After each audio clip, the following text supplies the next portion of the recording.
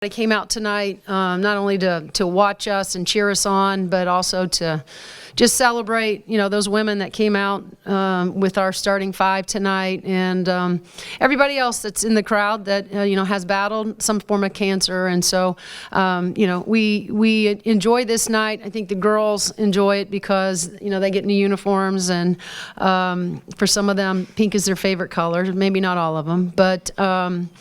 It's just our way of, again, recognizing those that have fought so hard, in their fight, against breast cancer. But for us, it's for all cancers. So really pleased with how we played this afternoon. I mean, anytime you can assist, you get 25 assists on 29 made field goals and only turn it over 8 times. I mean, that's a really good day for us. But I thought we got after them defensively. I thought Chloe was terrific, as far as just her focus on Brett Prince and just trying to make things difficult for her. We know how important she is to what Nebraska likes to do, and then it was great to see Strip be consistent from the field, and then Yarden have a really another really special night with shooting it beyond the arc.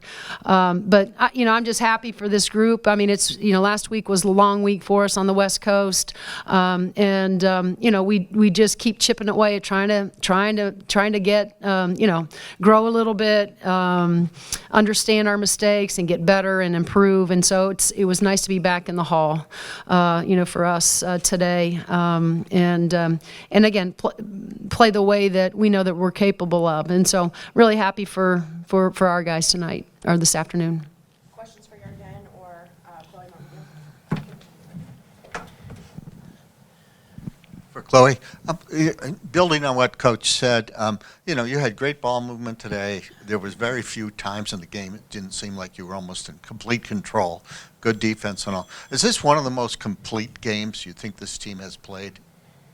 I would say for the most part, yes. Just us being locked in on both ends of the court and focusing in on what Nebraska likes, which is their three-point shooting and keeping them from off the line. I think we could have done a better job with not bailing them out, but in terms of the three, I think we took away their main thing. Chloe, when you played out on the West Coast, both games were characterized by big waves of really good play or really bad play. Today was steady, on both ends of the court. How satisfying is it from a player point of view when it's a lot more even and it's really consistent throughout? Yeah, it's definitely very satisfying. Something in the fourth quarter that stuck out to me was when our other captain, Sid, she kind of spoke out and pointed out that in these games, a time like that in fourth quarter, we need to learn from our past mistakes and be more mature with the ball, and I think we've done that today. Congratulations on the win, all three of you. You come back from a big road trip and you're honored in front of Assembly Hall for your achievement, which is joining a pretty elite club of that 1,000 career point mark. How did it feel to have Assembly Hall be part of that celebration for you today, and as part of your performance today in response to that? Yeah, oh, sorry. Go ahead, Yar. I was just going to say it is something special, but, I would not be able to accomplish it without every single teammate I've had over the past 5 years. It's really special to be up there with these names. This program, it means a lot to us, and I feel like it's really special to celebrate with our fans. Do we have any other questions for our student athletes? All right, thanks. Lucas, go ahead. Thank you. Thank you, guys. All right, what do you got? Yep. Questions for Coach? You ready? Yeah. Go ahead, hit me. She's ready to go today. What's, Yeah. something I thought thinking about with current record and how many games are left. What's big picture for you guys? How are you guys feeling? We're feeling, obviously today, we feel really good about our play, but we know that we still got a lot of work to do, and we've let a few slip out of our hands for that we have to own all of it, but we have to keep trying to get a little bit better every day, and realize that it's in our hands, right? And we just gotta continue to strategize and get these guys ready and get them rested, but also get them in the gym and get work done when we're in there, and the rest. But we're not looking too far ahead. The next game is the next game, and that's Rutgers, and that'll be our focus on Tuesday. Coach Markowski gets held to 8 points, 3 rebounds. Obviously, Caroline does a great job on her in the post. Talk about that matchup and what you guys were game planning for her. Well, again, another terrific post player in our league that we knew that we had to, try to force her catches, out from the rim. We wanted to dig, but we wanted to do it in a way that, they're so good from beyond the arc. We didn't want to give up anything, any open threes.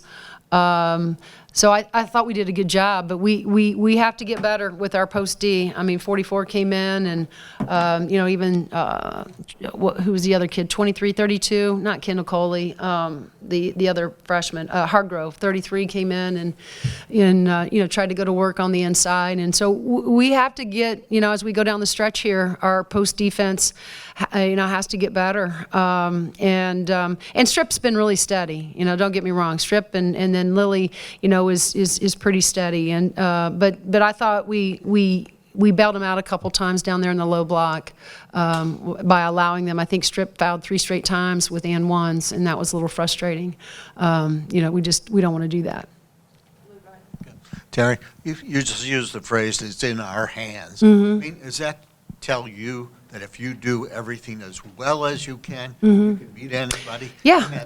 This is an example Sure. of that, since you did offense and defense and all kinds of good things to look at. Yeah, no, I think this was, you asked if it was, the best performance. I don't know, maybe of the season, but it's how it should look for us. This is a talented group, and when they can put it all together with taking care of the ball, and like I told them, I'm not, I'm terrible in math, but it's not hard math, right? When you take care of the ball, you get 25 assists, and you get more shot attempts because you're taking care of the ball.